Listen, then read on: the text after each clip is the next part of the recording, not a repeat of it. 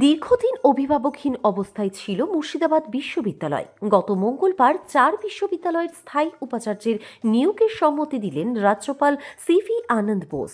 সেই 4 জনের মধ্যে স্থায়ী উপাচার্য হিসেবে ডক্টর জানে আলম বর্ধমানের ভূমিপুত্র মুর্শিদাবাদ ইউনিভার্সিটির স্থায়ী উপাচার্য পদে নিয়োগ হলেন।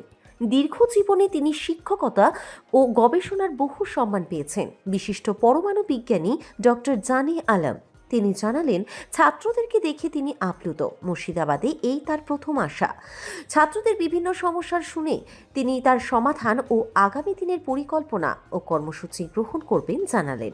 অন্যদিকে ছাত্রদের দাবি, বহু দিন ধরে তারা অভিভাবকহীন হয়ে পড়েছিলেন। হোস্টেল থেকে শুরু করে ল্যাবের সমস্ত প্রয়োজনীয় জিনিসপত্র থেকে বঞ্চিত ছিলেন।